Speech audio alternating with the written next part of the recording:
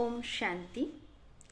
আজকে 24/3/2025 বাবার মুরলি কিছু মুখ্য পয়েন্ট। আজকে বাবা বলেছে এই জ্ঞান আমাদের শীতল বানায়। বাবার এই জ্ঞান আমাদের কি বানায়? শীতল বানায়। এই জ্ঞানের দ্বারাই আমাদের মধ্যে যে কাম ক্রোধের অগ্নি আগুন জ্বলছে সেটা শেষ হয়ে যায়। তাহলে এই জ্ঞান আমাদের কি বানায়? শীতল বানায়। আমাদের কাম ক্রোধের যে অগ্নি সেটা এই জ্ঞানেই শীতল মানে খতম কর দেতি হে। ভক্তিতে কিন্তু সেই কাম ক্রোধের অগ্নি যায় না, এটা যায় একমাত্র জ্ঞানে। আজকে বাবা বলেছে ইয়াদে মুখ্য মেহনত কি। আমাদের মুখ্য মেহনত কি? যে বাবার ইয়াদ করার সময় যেন এই দেহটাও ইয়াদ না আসে, দেহটাও যেন আমরা ভুলে যাই, এটাই মেন মেহনত। ভক্তি মানে দেহের ইয়াদ। ভক্তি আমরা কার করি? কোনো দেবী দেবতার করি, মূর্তির করি না, তার মানে কোনো না কোনো দেহকে, তত্ত্বকে, প্রকৃতিকে আমরা স্মরণ করছি। তাই আজকে বাবা বলেছে ভক্তি মানেই দেহের ইয়াদ, কিন্তু জ্ঞান মানে দেহকেও ভুলে যেতে হবে। আজকে বাবা বলেছে ইয়াদের জন্য একান্ত খুব জরুরি, একান্ত খুব জরুরি। বাবা আজকে বলেছে ভক্তরা যে সাক্ষাৎকার করে সেগুলো বাবাই তাদের মনোকামনা পূর্ণ করে অল্পকালের জন্য, কিন্তু সেই সাক্ষাৎকারের দ্বারা কিন্তু বাবাকে পাওয়া যায় না। বাবাকে পাওয়া যায় এই জ্ঞানের দ্বারাই। আজকে বাবা বলেছে আমাদের লড়াই 5 বিকারের সাথে, আমাদের কোনো মানুষের সাথে লড়াই না, আমাদের লড়াই কার সাথে? 5 বিকারের সাথে। আমরা যোগ বলের দ্বারা লড়াই করি। যত যোগ বল জমা হবে তত আমরা এই বিকারের উপর জিত পাবো। বাবা আজকে বলেছে মানুষ তো ভক্তিতে রাম রাম জপতে থাকে, কত মালা ঘোরায়, কিন্তু এতে কোনো লাভ নেই। বাবা আজকে খুব সহজ যুক্তি বলে দিয়েছে কি, যে ভোজন বানাও কুছ ভি করো, চাহে ঘুমো ফিরো লেকিন বাপ কো ইয়াদ করো। তুমি যাই করো বাবাকে ইয়াদ করো। ভক্তি মার্গে শ্রীনাথ দুয়ারেতে ভোগ বানায় মুখে পট্টি বেঁধে, তো একটুও যেন আওয়াজ না হয়। বাবা বলছে সেগুলো ভক্তি মার্গ, তো তোমাদের তো এখানে বাবাকে ইয়াদ করতে হবে। তুমি চাহে বাবার জন্য তুমি যে ভোগ লাগাও, আম আনো, ভালো ভালো ফল আনো, তো সেটা কে খায়? বাবা তো অভোক্তা। তো বাবাকে আমরা অর্পণ করে সেটা আমরা বাচ্চারাই তো সেটা নিই। তাই বাবা বলেছে বাবা আসে কি করতে? পড়াতে। বাকি এই ভোগ আদি এগুলো আমরা ভাবনার দ্বারা বাবাকে স্বীকার করাই, আর সেটা আমরা গ্রহণ করি যাতে সেইটার দ্বারা আমাদের মন বুদ্ধি তৃপ্ত হয়, আমরা নিরোগী হই, মানে সেই ভোজনের মধ্যে শক্তি চলে আসে না, তাই আমরা বাবাকে অর্পণ করে সেটা করি। বাকি বাবা তো অভোক্তা, বাবা কিছু খায় না।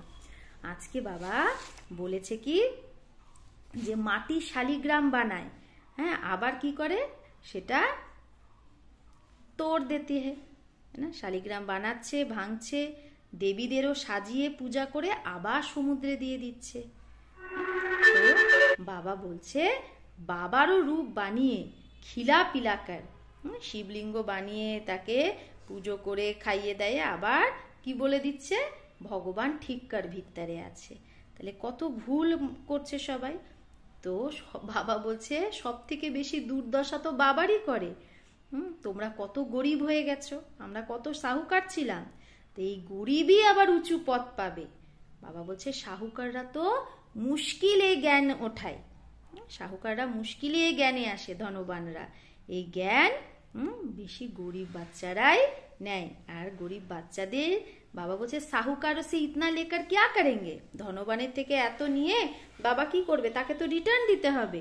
তাই এখানে গরিব বাচ্চাদের বুঁদ বুঁদ থেকেই বুঁদ বুঁদ দিয়ে মকান তৈরি হয়।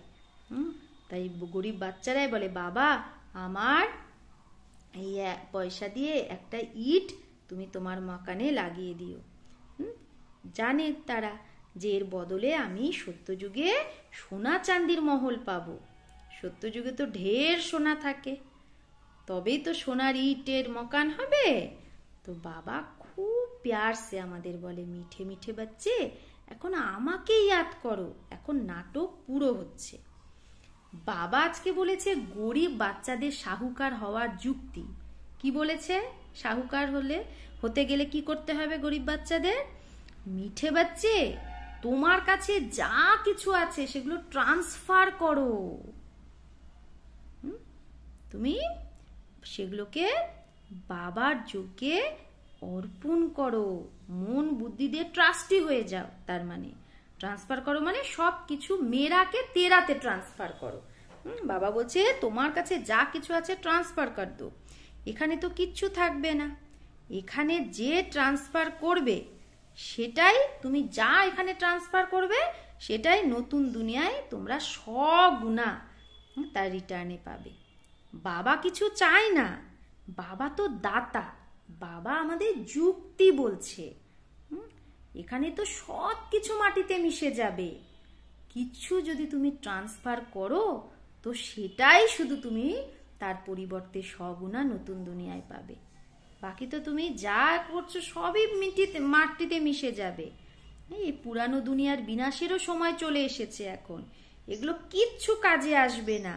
তাই বাবা বলছে ঘর ঘর মে, ঘরে ঘরে ইউনিভার্সিটি কাম হসপিটাল খোলো, যেখানে হেলথও পাবে আবার ওয়েলথও পাবে। এটাই হলো মুখ্য। আজকে রাত্রি ক্লাসে বাবা বলেছে তোমরা গরিব সাধারণ মাতারাই পুরুষার্থ করে উঁচু পদ পাও। এখানে যজ্ঞে মদদাদি মাতারাই বেশি করে, পুরুষরাও খুব অল্প আছে যারা মদতগার হয়। তো মাতাদের সে ওয়ারিসপানের নশা থাকে না, তারা বীজ বপন করতে থাকে, তারা সেবা করতে থাকে আর নিজের জীবন বানাতে থাকে। আজকে বাবা বলেছে আমাদের জ্ঞানটাই হলো যথার্থ, মানে অ্যাকিউরেট, আর বাকি সবই তো ভক্তি। বাবা বলেছে বাবাকে যদি আমরা জিজ্ঞেস করি বাবা আমি ফার্স্ট গ্রেডের না সেকেন্ড গ্রেডের না থার্ড গ্রেডের, তো বাবা ঝট করে বলে দেবে যে তুমি যদি কাউকে জ্ঞানই না দাও তাহলে তুমি থার্ড ক্লাস হলে। তোমাকে প্রমাণ দিতে হবে, তো তাহলে তো বাবা বলবে তুমি ফার্স্ট ক্লাস। ভগবান এসে যে জ্ঞানটা শেখাচ্ছে সেটা তোমাকে অন্যকেও দিতে হবে। এই জ্ঞানটা তো সত্য যুগে যাবে না, এই জ্ঞানটা প্রায় লোপ হয়ে যাবে। যদি তুমি বাবার কাছে জ্ঞান নিয়ে অন্যকে জ্ঞানই না দিতে পারো তাহলে তুমি কোন কাজের? বাবা বলেছে না, তা বাবা বলছে বানপ্রস্থীদেরও কি থাকে, আশ্রম থাকে দুনিয়ায়, তো তাদের কাছেও যেতে হবে। তাদের মৃত্যুর আগে লক্ষ্য বলে দাও যে আমাদের লক্ষ্য দেবী দেবতা হওয়া, আমরা লক্ষ্য প্রথমে আমরা বাণী থেকে পরে সেই বানপ্রস্থে যাব। পতিতাত্মা তো যেতে পারবে না, তো তাদেরকেও বলো পরমাত্মাকে স্মরণ করো, ভগবানকে, তাহলেই তোমরা বানপ্রস্থে চলে যাবে। বাবা আজকে বলেছে বেনারসেও অনেক সার্ভিস আছে, তো বাবা বলেছে সবার প্রভাত ফেরি মেবি তুমি প্রভাত ফেরিতেও এই লক্ষ্মীনারায়ণের চিত্র সামনে রাখো, যাতে সবার কানে আওয়াজ পড়ে যে এই লক্ষ্মীনারায়ণের রাজ্য এখন স্থাপন হচ্ছে, নরকের বিনাশ সামনে দাঁড়িয়ে আছে। তো বাবা বলছে এটাও জানো ড্রামায় তো দেরি আছে, বড় বড়দের ভাগ্য এখনো খোলেনি, কিন্তু এখন তো সেই টাইম চলে এসেছে না। তাও বাবা পুরুষার্থ করায় যে তুমি অন্যদের জাগাও, আর যা সার্ভিস চলছে সেটা ড্রামা অনুসারে। আজকে বাবা বলেছে সঙ্গ দোষ থেকে খুব সামলাতে নিজেকে, কখনো পতিতের সঙ্গ করা উচিত না। সাইলেন্সের বল দ্বারাই এই সৃষ্টিকে পাবন বানাতে হবে, আর এই ড্রামাকে ভালোভাবে বুঝে সদা হর্ষিত থাকতে হবে। ড্রামা কল্যাণকারী, আর নিজের সব কিছু নতুন দুনিয়ার জন্য ট্রান্সফার করতে হবে।